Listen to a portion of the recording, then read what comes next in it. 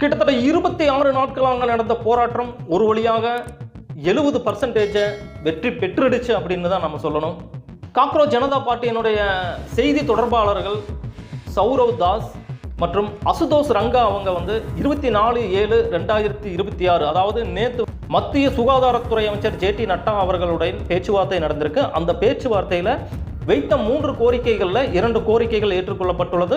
நீட்டினால் பாதிக்கப்பட்ட நீட்டினால் இறந்த ஒவ்வொரு மாணவனுக்கும் 1 கோடி ரூபாய் இழப்பீடாக கொடுக்கவும், சந்தர் மந்திரில் நடந்த போராட்டத்தில் ரொம்ப பேர் மேலே வழக்கு தொடுத்திருக்கிறார்கள், அந்த வழக்கை திரும்ப பெறவும், இனிமேல் எந்த ஒரு மாணவன் மீதும் வழக்கு போடக்கூடாது என்ற ஒரு நிபந்தனையை சிஜேபி வைத்திருந்தது.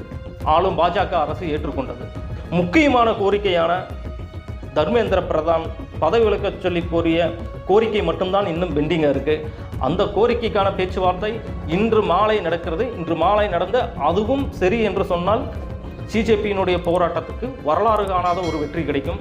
இந்த வெற்றி பல இளைஞர்களின் பல மாணவர்களின் வாழ்க்கையை மேம்படுத்தும் என்பதில் எந்தவித சந்தேகமும் கிடையாது.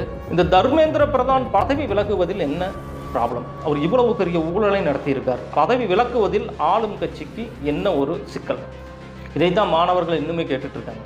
சிஜேபி வைத்த கோரிக்கைகளை ஏற்றுக்கொண்டால் மட்டுமே இந்த போராட்டம் முடிவுக்கு வரும் அப்படின்னு சொல்லி அபிஜித்துக்குவே சொல்லியிருக்காரு. டெல்லியில் தன்னெழுச்சியாக மாணவர்கள் அங்கே போயிட்டே இருக்காங்க. இன்னைக்கு காலையில் வரைக்கும் 4 லட்சம் 5 லட்சம் பேர் அந்த ஜந்தர் மந்தர் பகுதியில் இருக்காங்க.